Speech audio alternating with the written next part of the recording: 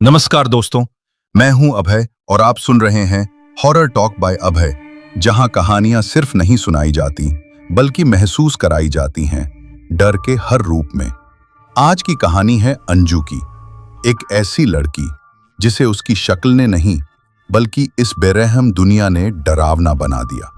वो लड़की जो अपने घर वालों की नफरत में पिघलती रही, जिसे समाज ने बोझ समझा, जिसे किसी ने कभी अपना नहीं कहा। लेकिन जब दर्द हद से गुजर जाता है तो इंसान इंसान नहीं रहता। तो आइए सुनते हैं एक ऐसी सच्ची और खौफनाक कहानी जो आपके रूह को झकझोर देगी। लेकिन कहानी में डूबने से पहले एक छोटी सी गुजारिश है आप सबसे। आप लोग पूरी कहानी सुनते हो लेकिन भाई लाइक करना भूल जाते हो। तो इस बार दिल से कह रहा हूं, अगर कहानी पसंद आए तो लाइक जरूर करना, चैनल को सब्सक्राइब करना मत भूलना, क्योंकि इसी से मुझे हौसला मिलता है नई और सच्ची कहानियां लाने का। और हाँ, अगर आप चाहते हो कि अगली कहानी में आपका नाम लिया जाए तो नीचे कमेंट में अपना नाम और शहर का नाम जरूर लिखो। तो अब बिना किसी देरी के शुरू करते हैं, क्योंकि डर अब आपके बेहद करीब है। तो चलिए कहानी की शुरुआत करते हैं। जय माता दी। नमस्ते, मेरा नाम अंजू है। मैं उत्तर प्रदेश के प्रतापगढ़ जिले के एक छोटे से गांव की रहने वाली हूं। गांव का नाम लेना जरूरी नहीं, क्योंकि उस नाम से ज्यादा जरूरी है मेरी पहचान, जो शायद कभी बनी ही नहीं। मैंने ये कहानी किसी मशहूरी के लिए नहीं लिखी है, बल्कि इसलिए लिख रही हूं ताकि शायद कोई और लड़की जो मेरे जैसी हालत में हो, वो समझ सके कि उसके अकेले होने का मतलब ये नहीं कि वो बेकार है। लेकिन हाँ, मैं झूठ नहीं बोलूंगी, इस कहानी में बहुत कुछ ऐसा है जो किसी के भी रोंगटे खड़े कर देगा, और शायद आपको मुझसे भी डर लगने लगे। जब मैं पैदा हुई तब घर में कोई खुशी नहीं मनाई गई। बड़े बुजुर्गों ने मुंह फेर लिया था और मां के पास फुर्सत नहीं थी मुझसे लिपट कर रोने की भी।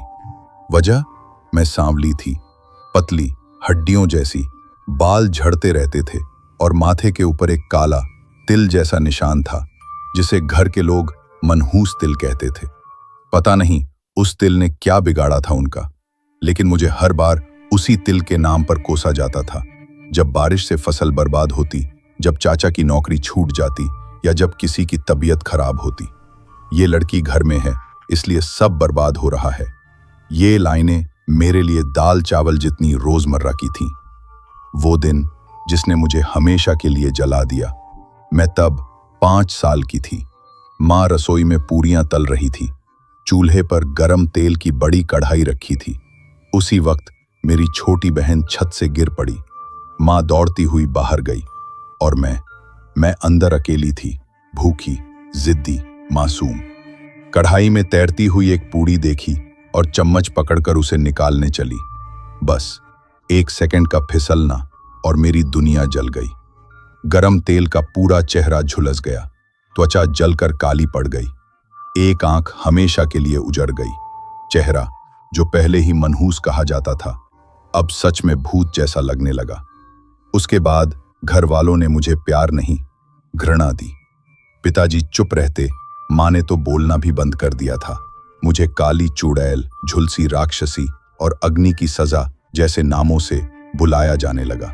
गांव के बच्चे मुझसे डरते थे। स्कूल में कोई मेरे पास नहीं बैठता था। टीचर भी मुझे ब्लैक बोर्ड की तरफ पीट करके बिठाते थे। एक दिन एक बच्चा मेरे पास बैठ गया तो उसकी माँ ने आकर स्कूल में बवाल किया, हमारी बच्ची को इस डरावनी के साथ क्यों बिठाया। एक बार मेरी माँ ने गुस्से में कह दिया, काश तुम पैदा होते ही मर जाती अंजू। हमारे ऊपर जो अभिशाप बनकर आई है, उस दिन के बाद से मैंने बोलना ही छोड़ दिया था। कुछ भी बोलने पर सब कुछ सुनना पड़ता था। अब मैं घर में सिर्फ मौजूद रहती थी, जैसे किसी कोठरी में रखा गया बेकार सामान। 12 साल की उम्र में मैंने पहली बार अपने आप को खत्म करने की सोची। घर के पीछे नाला था, वहीं जाकर मैंने जहर खा लिया, लेकिन मौत ने भी मुझे ठुकरा दिया। कई दिन तक अस्पताल में पड़ी रही, फिर घर आई और सबने कहा इसमें मरने की भी अकल नहीं है। माँ ने कहा अब गांव भर में हंसी हो रही है कि हमारी बेटी मर तक नहीं सकी। मेरी छोटी बहन राधा जब 18 की हुई तो रिश्तों की लाइन लग गई। और जब मेरी उम्र 25 के पार चली गई तब लोग सवाल पूछने लगे कि ये कौन है, घर में नौकरानी है क्या। घर वाले अब मुझे कहीं भी ले जाना बंद कर चुके थे। रिश्तेदारों की शादियों में मुझे कमरे में बंद कर देते थे। जब मेरी चचेरी बहन की शादी तय हुई तो माँ ने मुझे 2 दिन तक कमरे में बंद रखा, कहीं तुझे देखकर लड़के वाले शादी से मना न कर दें। अब मेरे अंदर गुस्सा नहीं, नफरत भर चुकी थी। क्या मैं सच में इतनी गंदी हूँ? क्या मैं सिर्फ एक अभिशाप हूँ? हर दिन मैं यही सोचती थी। कभी मंदिर जाती थी, कभी चुपचाप रोती थी, पर फिर एक दिन मैंने तोड़ दिया खुद को भी। मैं खेत पर लकड़ी बटोर रही थी। दोपहर का वक्त था, खेत एकदम सुनसान। मैं वहीं बैठकर फूट फूट कर रोने लगी। तभी एक आवाज आई, इस तरह रोने से क्या होगा। मैंने चौंक कर देखा, एक अजीब सा आदमी खड़ा था। काले कपड़े, उलझे बाल, मटमैला चेहरा। उसकी आंखें कुछ कह रही थी और मैं डरने के बजाय जड़ हो गई। उस आदमी ने कहा, मैं जानता हूं तू किस दर्द से गुजर रही है। तेरे अपने ही तुझे नर्क बना चुके हैं। हर वो इंसान जिसने तुझे हंसी उड़ाई है वो सजा का हकदार है। मैं सन्न थी। उसने मेरी तरफ देखा और बोला, अगर तू चाहती है तो सब कुछ बदल सकता है। तू अपनी किस्मत की रचयिता बन सकती है, लेकिन एक शर्त है, लौटने का रास्ता नहीं होगा। उसने दूर पहाड़ी की ओर इशारा किया। वहां मेरी गुफा है, काली शक्ति तुझे पुकार रही है। तू बस एक बार आएगी तो फिर जो तेरे साथ हुआ उसका हिसाब चुकता हो जाएगा। मैं कुछ नहीं बोली, बस उसकी आंखों में देखती रही। रात को मैं करवटें बदलती रही। क्या सच में मैं कुछ बदल सकती हूं? क्या मेरी बद्दुआ कभी असर कर सकती है? घर की छत पर बहनों की बातें चल रही थी। किसी की नई साड़ी, किसी के पति का स्पर्श, और मैं नीचे अकेली एक कोने में लेटी हुई, सिर पर चादर डाले बस सिसक रही थी। अब मैं अंजू नहीं बनना चाहती थी, मैं कुछ और बनना चाहती थी। कुछ ऐसा जिससे हर कोई डर जाए। अगली सुबह मैं बिल्कुल चुप थी। घर में वही रोज की चिल्लापों। माँ चिल्ला रही थी कि मैंने बाल्टी नहीं भरी। ताई जी कह रही थी कि मैं छूकर मनहूसियत फैला रही हूं, और छोटी बहनें तो मेरे ऊपर तंज कसना अब अपने दिन की शुरुआत मान चुकी थी। लेकिन इस बार कुछ अलग था। मैं चुप नहीं थी, मैं भीतर ही भीतर उबल रही थी। मैं वही थी, पर अब वो मैं नहीं थी। दोपहर होते ही मैं धीरे से उठी और बोली, खेत से लकड़ियां लेकर आती हूं। किसी ने कुछ नहीं पूछा। कौन पूछता है एक मनहूस से सवाल? कौन परवाह करता है उसके आने जाने की? मैं चुपचाप अपने पुराने रास्ते पर चली, लेकिन आज गंतव्य खेत नहीं था, बल्कि वह गुफा थी जहां कल वो अजीब आदमी मिला था। डूंगरी, कोई बहुत ऊंचा पहाड़ नहीं था, बस गांव के पास एक बीहड़, पेड़ों से ढका टीला था जो दूर से देखने में सूखा और सुनसान लगता था। गांव वाले कहते थे कि उस डूंगरी के पास भूत रहते हैं। कभी कोई बच्चा खो गया था तो कभी किसी चरवाहे ने वहां पर किसी अजीब रोशनी की बात कही थी। पर मुझे अब डर नहीं लगता था। अब मुझे कुछ महसूस ही नहीं होता था। जैसे ही मैं डूंगरी के पास पहुंची, वो जगह पहचान में आ गई। वही पत्थर, वही पेड़ के नीचे जलती धूप, और वही हवा जिसमें कुछ भारीपन था। तभी एक आवाज फिर से आई, मैं जानता था तू आएगी। मैंने देखा, वो तांत्रिक जैसा आदमी फिर वहीं खड़ा था, उसी मैले लिबास में, हाथ में वही झोला, गले में उल्टी सीधी माला, आंखें गहरी और स्थिर। उसने मेरी तरफ देखा और बोला, आज का दिन तेरा पहला कदम है। ये दुनिया तुझे नर्क देती रही, अब तू उन्हें वही लौटाएगी। चल, गुफा में चल। मैंने एक बार उसकी आंखों में झांका। मुझे उसमें डर नहीं, हिम्मत दिखी, या शायद पागलपन, या शायद वही घृणा जो अब मेरे अंदर भी भर चुकी थी। तांत्रिक मुझे लेकर उस पत्थर के पास गया और हाथ उठाया। बिना छुए वो पत्थर सरकने लगा। मेरी सांस अटक गई। ये कैसे हो सकता है? कोई जादू, या कोई पुराना तंत्र, या सिर्फ मेरी आंखों का धोखा? लेकिन ये धोखा नहीं था। वो गुफा अब मेरे सामने खुली थी। जैसे ही मैं अंदर गई, एक अजीब सी बदबू ने मुझे घेर लिया। गुफा के अंदर दीवारों पर लाल रोशनी की झलक थी, शायद किसी तेल की लौ जल रही थी। दीवारों पर जाले, जमीन पर हड्डियां और कोनों में चमगादड़। कहीं दूर किसी जानवर के कराहने की आवाज भी आ रही थी। मैं अंदर बढ़ती गई। अचानक मेरी नजर पड़ी एक भयानक मूर्ति के ऊपर। बड़ी आंखें, लाल जिह्वा, गर्दन में कटे सिरों की माला और दोनों तरफ शेरों की मूर्तियां। वो शायद काली देवी की कोई रूप थी, पर वैसा रूप जैसा मैंने कभी नहीं देखा था। मेरी रूह कांप गई। वो तांत्रिक अब एक गधे की खाल पर बैठ चुका था। उसने मुझे सामने बैठने का इशारा किया। जो डर गया वो कभी नहीं जीत पाया, उसने कहा। मैं बैठ गई। अब उसने अपना झोला खोला, निकाला एक कटा हुआ मुर्गा जिससे खून टपक रहा था, एक कटे बकरे का सिर, ठंडा और लहूलुहान, एक आदमी की खोपड़ी जिसे दिया बनाकर उसमें तेल डाल दिया गया, सिंदूर, भस्म, पताशे, लौंग। उसने चारों ओर मंत्र बुदबुदाने शुरू किए। फिर उसने बगल की हड्डियों पर एक काला तरल छिड़का और तभी हड्डियां हिलने लगी, धीरे धीरे हवा में उठने लगी और खुद ब खुद एक कंकाल का आकार लेने लगी। मेरा शरीर कांपने लगा। घबराना मत, ये सिर्फ शुरुआत है, उसने कहा। अब गुफा के अंदर कई आवाजें गूंजने लगी।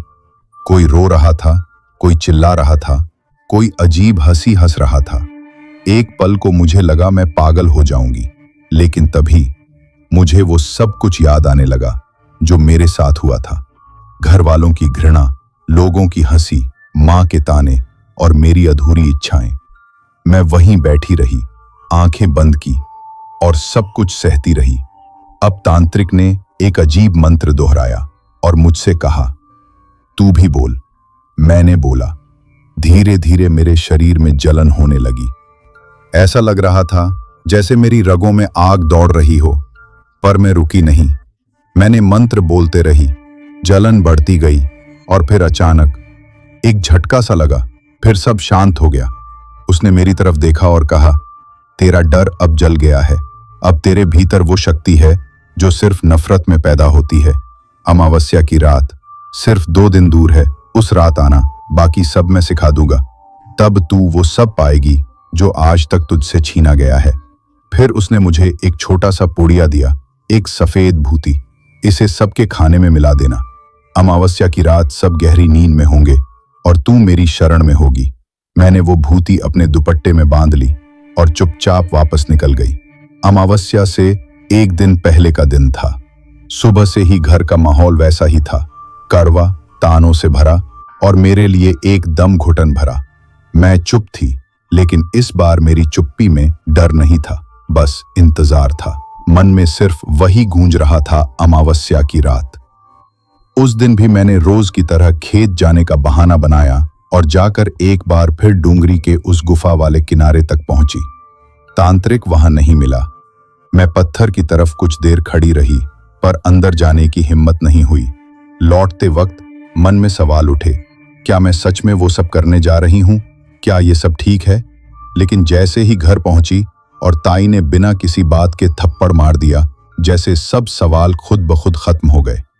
रात को तांत्रिक की दी हुई भस्म को मैंने निकाल कर देखा। वो बस एक छोटी सी पुड़िया थी, हल्के मटमैले रंग का पाउडर। मुझे याद था उसने कहा था, इसे घर वालों के खाने में मिला देना। मैंने रोटी में घी लगाते वक्त धीरे से पाउडर मिला दिया। किसी को कुछ पता नहीं चला, सब ने खा लिया। रात के करीब 11 बजे होंगे। घर में सब गहरी नींद में थे। मैं चुपचाप अपने कमरे से निकली। मन में डर नहीं था, बस एक अजीब सा सन्नाटा था। मैंने एक चादर ओढ़ी और पैरों में चप्पल भी नहीं पहनी ताकि आवाज न हो। बाहर निकलते वक्त मैंने एक बार पूरे आंगन को देखा। दादी खाट पर सो रही थी, माँ अंदर पड़ी थी और बाकी सब छत पर। मैं सड़क के किनारे बनी पगडंडी से होते हुए गुफा की ओर चल पड़ी। हवा में हल्की ठंड थी, लेकिन मेरी सांसें गर्म थी। कदम तेज थे। डूंगरी के पास पहुंचते ही वही पत्थर दिखा और जैसे ही पास गई वो बिना छुए ही सरक गया। गुफा का रास्ता खुल गया। अंदर घुसते ही वही बदबू, वही घुटन, वही जाले और वो डरावनी मूर्ति सामने दिखी। पर अब मेरे मन में डर नहीं था। मैंने देखा तांत्रिक पहले से अंदर मौजूद था। उसकी आंखें बंद थीं, होंठों पर कुछ बुदबुदाहट, और उसके सामने वही कटा हुआ बकरा और कुछ लाल रंग की चावल जैसी चीजें रखी थीं। उसने आंखें खोली और मुझे देखकर कहा, आ गई, अच्छा किया, आज की रात बहुत कुछ बदलेगा। मैं चुपचाप उसकी बात सुनती रही। फिर वो बोला, तू जानती है, ये जो अंधेरा है, ये डराने वाला नहीं, देने वाला है। सब यही सोचते हैं कि जो काली शक्तियां होती हैं वो नुकसान देती हैं, लेकिन अगर कोई उन्हें अपनाए तो वो वही देती हैं जो लोग तुमसे छीन लेते हैं। वो उठा और एक खाल बिछाकर मुझे बैठने को कहा। मैं बैठ गई। उसने मेरे सामने फिर वही प्रक्रिया दोहरानी शुरू की। सिंदूर, भस्म, मुर्गी का खून और बकरे का सिर। इस बार उसने एक नया तंत्र शुरू किया। उसने मुझे अपनी आंखें बंद करने को कहा और खुद जोर जोर से मंत्र पढ़ने लगा। अंदर की हवा भारी हो गई थी। मैं सांस भी हल्के में नहीं ले पा रही थी।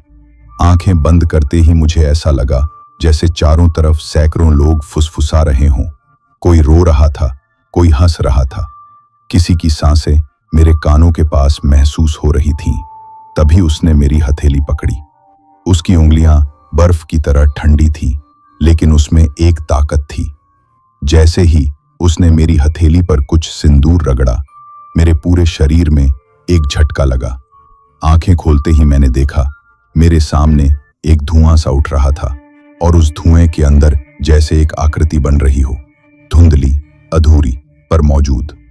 तांत्रिक चिल्लाया, इससे डरो मत, ये तेरे अंदर की शक्ति है।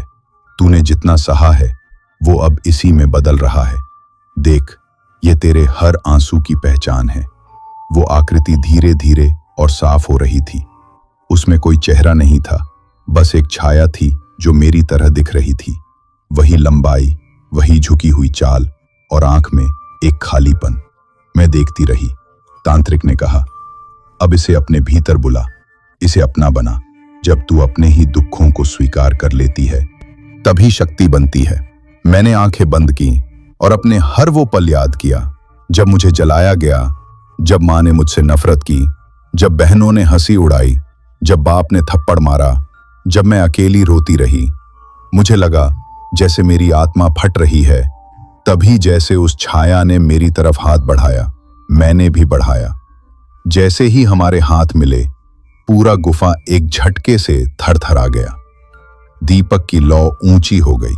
एक तेज सी हवा अंदर चली और सारी जली हुई लकड़ियां इधर उधर उड़ने लगी। मुझे कुछ नहीं दिख रहा था, लेकिन मेरे कानों में बस एक आवाज थी, अब तू वही नहीं रही, अब तू अंजू नहीं, अब तू शक्ति है। धीरे धीरे सब शांत हो गया। मैं वहीं बैठी थी। गुफा की गर्मी अब शीतल सी लग रही थी। मैं उठी और तांत्रिक की तरफ देखा। उसने कहा, अब तेरा रास्ता शुरू होता है। तेरे दुश्मन खुद डरेंगे। अब तुझे जो चाहिए वो सब मिलेगा, लेकिन ध्यान रखना, शक्ति जितना देती है उतना ही लेती भी है। मैंने कोई जवाब नहीं दिया, बस बाहर की तरफ पड़ी। रात के 3 बज चुके थे। आसमान में तारे नहीं थे, बस अंधेरा था, गहरा, ठहरा हुआ। लेकिन अब वो डरावना नहीं लगा। मैं घर की तरफ चल पड़ी। किसी को कुछ पता नहीं था, सब वैसा ही था, लेकिन अब मैं वही नहीं थी। अगली सुबह कुछ अलग था। घर के लोग उठ तो गए थे, लेकिन सबके चेहरों पर अजीब सी सुस्ती थी। माँ पूरे दिन चुप रही, ताई एकदम शांत। बहनों ने मुझसे मजाक नहीं किया। ऐसा लगा जैसे कुछ टूट गया हो उनके अंदर, या फिर जुड़ गया हो मेरे अंदर। पर यह तो सिर्फ शुरुआत थी। सुबह का माहौल वैसे तो रोज जैसा ही होना चाहिए था। चीख पुकार, तानों की आवाजें, बर्तन पटकने की गूंज और मेरी तरफ उठती नफरत भरी निगाहें। लेकिन उस दिन कुछ बदला हुआ था। मैं रसोई के बाहर खड़ी थी, चुपचाप इंतजार कर रही थी कि आज फिर कोई ताई कुछ बोलेगी, कोई बहन हंसेगी या दादी कुछ कहेगी, लेकिन कुछ भी नहीं। सब जैसे सून पड़े थे। माँ थाली में रोटी रखकर चुपचाप बैठी थी। ताई एक कोने में बैठकर सिर दबा रही थी और छोटी बहनें बिना किसी मजाक के खाना खा रही थीं। घर में वो पहली बार हुआ था, सन्नाटा। शुरू में मुझे लगा शायद वो भूती जो मैंने उनके खाने में मिलाई थी उसका असर होगा, लेकिन फिर मुझे एहसास हुआ यह सिर्फ नशा नहीं था, कुछ और था। मैं बदल चुकी थी और उसका असर अब बाहर दिखने लगा था। मैं चुपचाप अंदर गई, अपनी थाली ली और वहीं बैठकर खाना खाने लगी, बिना किसी टोका टाकी के। पहली बार किसी ने नहीं कहा, तेरा मुंह देखकर तो भूख मर जाती है। मुझे लगा जैसे उस गुफा से लौटने के बाद मैं कोई और बन गई हूं। मेरे भीतर कोई और है जो अब धीरे धीरे जाग रहा है। 2 दिन बाद गांव में हल्की बारिश हो रही थी। आंगन में कीचड़ भर गया था। मैं कपड़े धो रही थी, तभी पीछे से दादी की आवाज आई, अंजू, वो मिट्टी का घड़ा भर कर ला। मैं थमा नहीं, चुपचाप उठी और घड़ा लेने चल दी। पर तभी कुछ हुआ। जैसे ही मैं बाहर निकली, दादी की जोर से चीख सुनाई दी। मैं भागकर अंदर आई, देखा दादी जमीन पर गिरी पड़ी थी। उनके मुंह से झाग निकल रही थी।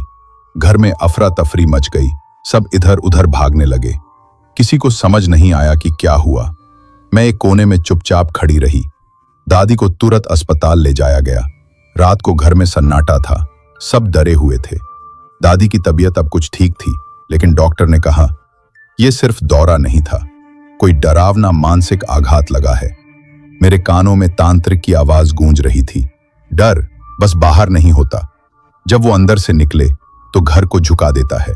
मैं जानती थी यह इत्तेफाक नहीं था। तीसरे दिन शाम को ताई जी के पति यानी मेरे चाचा बाहर से लौटे। जैसे ही उन्होंने आंगन में कदम रखा, उन्होंने मुझे देखा और रुक गए। मैं वहीं थी, वही चेहरा, वही जली हुई आंख, पर अब उनके चेहरे पर जो कुछ था वो कभी नहीं देखा था, डर। उन्होंने आंखें फाड़कर मेरी तरफ देखा, फिर अपने जूते वहीं छोड़कर अंदर चले गए। थोड़ी देर बाद मुझे सुनाई दिया, ताई और चाचा आपस में धीरे धीरे बात कर रहे थे। आज जब मैंने अंजू को देखा तो जाने क्यों ऐसा लगा जैसे उसकी एक आंख अंदर से लाल थी। क्यों झूठ बोल रहे हो? अंजू तो यही है, वही पहले जैसी। नहीं नहीं, कुछ तो है।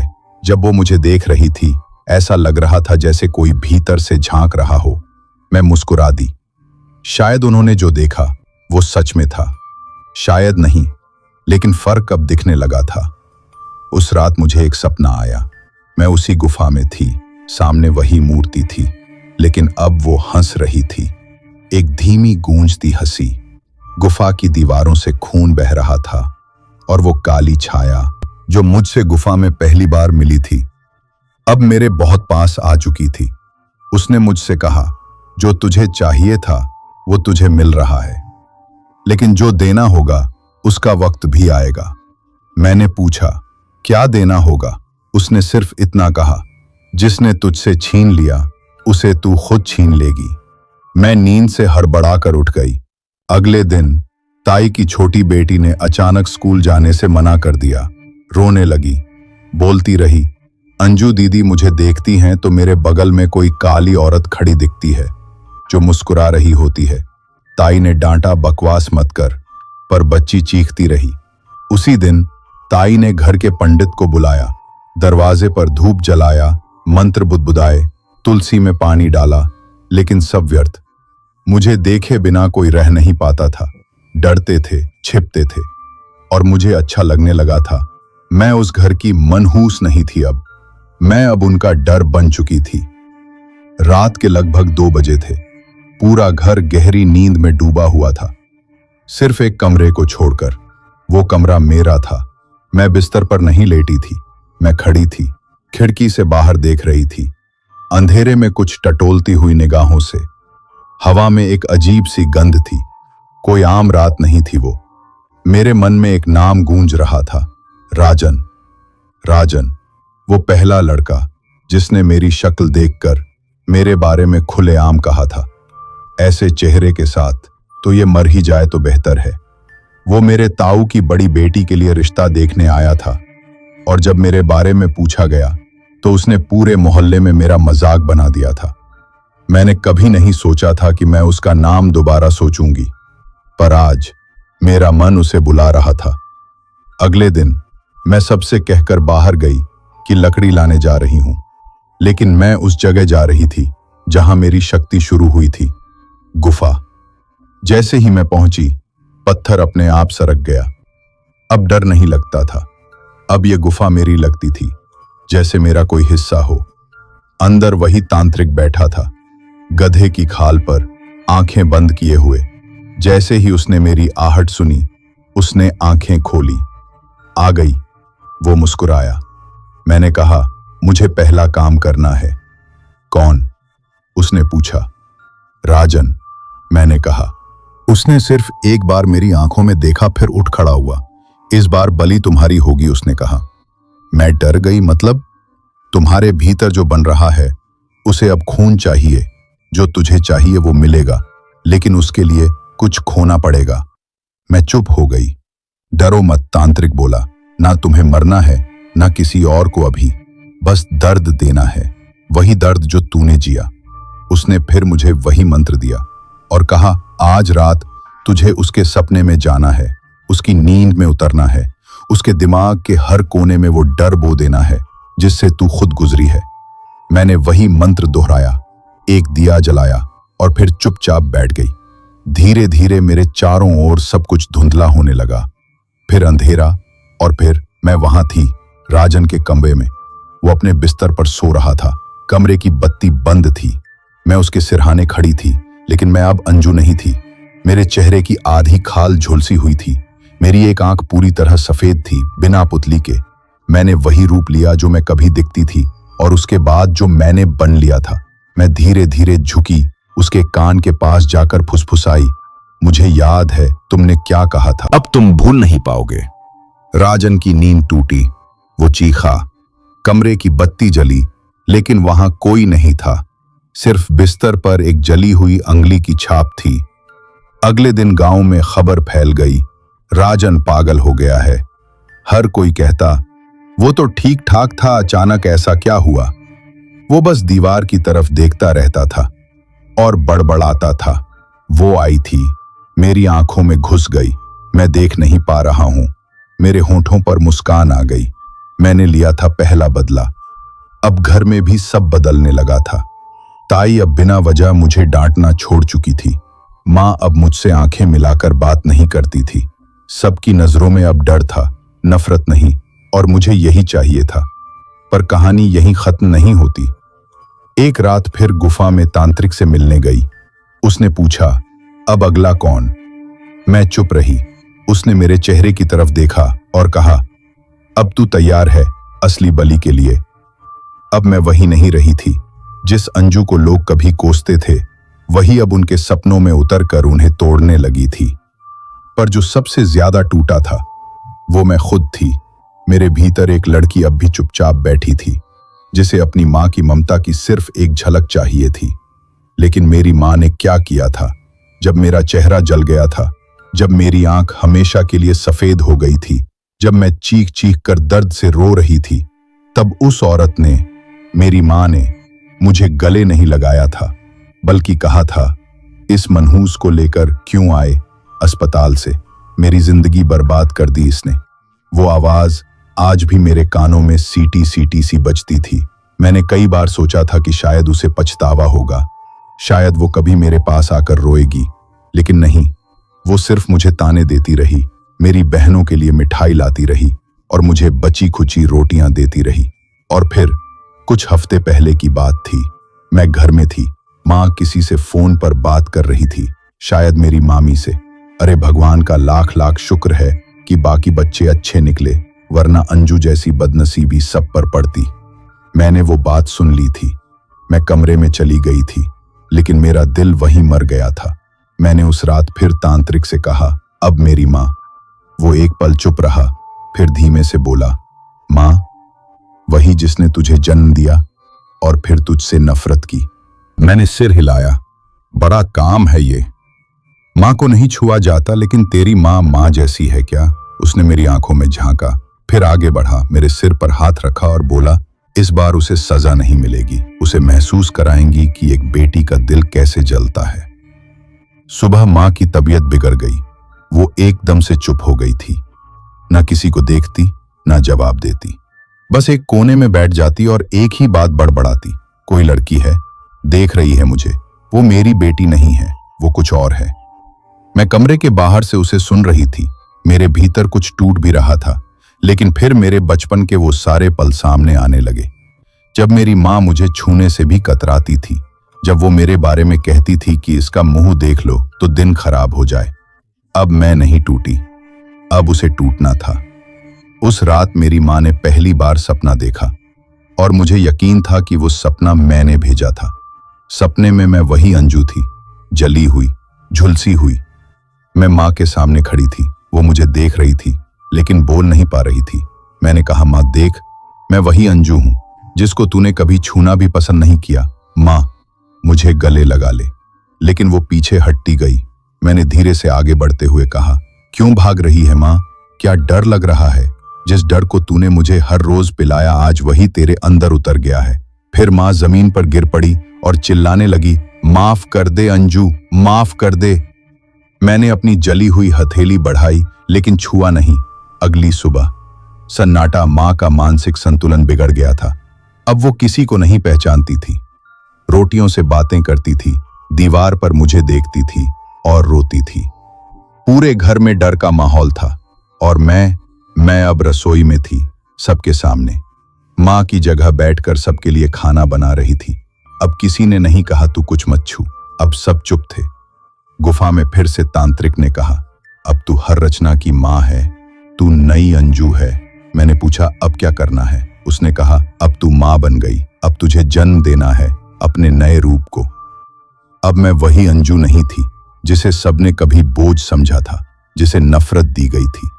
अब मेरे भीतर कुछ नया जन्म ले चुका था और वो कुछ इंसानी नहीं था। गांव में अब लोग मुझे देखकर नजरें झुका लेते थे, कोई सीधे मुंह बात नहीं करता था। और मेरी माँ, अब वो दीवारों से बातें करती थी और हर परछाई से डरती थी। मुझे न कोई दुख था न पछतावा, पर उस रात कुछ ऐसा हुआ जिसने मेरी सोच बदल दी। तांत्रिक ने कहा था, आज रात आखिरी अमावस्या है, आज तू अपने सारे दुख, अपमान और दर्द को खत्म कर सकती है, हमेशा के लिए। मैं फिर गुफा में गई। गुफा अब मेरी पूजा की जगह बन चुकी थी। वहीं सिंदूरी दीवारों के बीच हड्डियों की माला लटक रही थी और दिए की लौ में काली छाया नाच रही थी। तांत्रिक ने कहा, आज तू अपने भीतर की अंजू को मार दे और जो बनना चाहती है उसे जन्म दे। मैं चुपचाप उस गधे की खाल पर बैठ गई। उसने तंत्र शुरू किया, फिर मुझसे कहा, अब इस आखिरी हड्डी को अपने खून से सींच। मैंने एक चाकू उठाया, अपनी उंगली काटी, खून की बूंद उस कपाल पर टपकी और तभी सब कुछ हिलने लगा। गुफा की दीवारें कांप उठी। वो तांत्रिक जोर जोर से चिल्लाने लगा, अब वो शक्ति उतर रही है, तो खुद शक्ति बन गई है। लेकिन तभी मुझे कुछ महसूस हुआ, एक बहुत हल्की सी आवाज मेरी माँ की, अंजू माफ कर दे। वो सपना नहीं था, वो सच्चाई थी। तांत्रिक मंत्रों में खोया था लेकिन मैं उस आवाज को सुन रही थी। वो वही माँ थी जिसने कभी मुझे धक्का दिया था, लेकिन अब वो एक कोने में बैठकर मेरे नाम की माला जप रही थी। उसकी आंखों से लगातार आंसू गिर रहे थे। मेरे हाथ कांपने लगे। मेरे मन में एक सवाल उभरा, क्या मैं सच में वही बन गई थी जैसा सब कहते थे? राक्षसी। मैंने चारों तरफ देखा, हड्डियां, खून, कपाल, दिया और वो तांत्रिक जिसकी आंखें अब लाल पड़ चुकी थीं। मैंने देखा वो हंस रहा था, अब तू सिर्फ मेरी है, अब तू काली है। मुझे घिन आ गई। मैंने उठकर पास रखे दिए को अपने हाथ में लिया और पूरे बल से उस तांत्रिक की ओर फेंक दिया। दिए की लौ से उसके वस्त्र जल उठे। वो चिल्लाने लगा। गुफा के भीतर अफरा तफरी मच गई। मैं भागी गुफा से बाहर की ओर। पीछे से उसकी चीखें आ रही थीं, तू मेरी थी, तू मेरी थी, तू मेरी थी। उस रात मैं भागती रही। गांव के बाहर पेड़ पौधों के बीच मैंने अपने आप को जमीन पर गिरा दिया। मैं बहुत देर तक रोती रही, शायद पहली बार जब कोई आंसू मेरे अपने लिए था, बदले के लिए नहीं। 1 साल बाद अब मैं उस गांव में नहीं हूं, मैं शहर आ चुकी हूं। एक छोटे से स्कूल में सहायिका की नौकरी करती हूं। बच्चे मुझे अंजू दीदी कहकर बुलाते हैं। किसी को नहीं पता कि मैं कौन थी, कहां से आई। मैंने अपना चेहरा अब ढकना छोड़ दिया है। मेरी एक आंख अब भी सफेद है, चेहरा अब भी झुलसा हुआ है। लेकिन अब बच्चे मुझसे डरते नहीं हैं, बल्कि दौड़ते हुए गले लगते हैं। मुझे बदला लेना आता था, पर अब मैंने माफ करना सीख लिया। क्योंकि जब मैं बदला लेती थी तो मैं अंजू नहीं रहती थी, लेकिन जब मैंने माँ को माफ किया तो पहली बार खुद को अपनी माँ की बेटी समझ पाई। अब मैं जिंदा हूँ, सच में जिंदा। तो दोस्तों, ये कहानी यही खत्म हुई। अब जिन भाइयों ने अपना नाम कमेंट किए हैं उनका नाम लेते हैं। ताकलू जी, दीमापुर नागालैंड से, मंसूर खान जी रायपुर से, प्रभात Thakur ji LIC agent Barrackpore branch, Komal ji Bhangarh Rajasthan से, बबून जी ओडिशा से, कुलदीप पासवान जी बलिया यूपी से, योगेश जी अहिल्यानगर महाराष्ट्र से, मोहम्मद आजम रांची से, मोहम्मद रिजवान जम्मू कश्मीर से। अगर आपको यह कहानी पसंद आई हो तो वीडियो को लाइक और चैनल को सब्सक्राइब करें ताकि और भी डरावनी कहानियां आप तक पहुंच सके। कहानी को अंत तक सुनने के लिए दिल से धन्यवाद दोस्तों। आज के लिए बस इतना ही। मिलते हैं जल्द ही कुछ नई कहानियों के साथ। तब तक के लिए अपना ध्यान रखिए।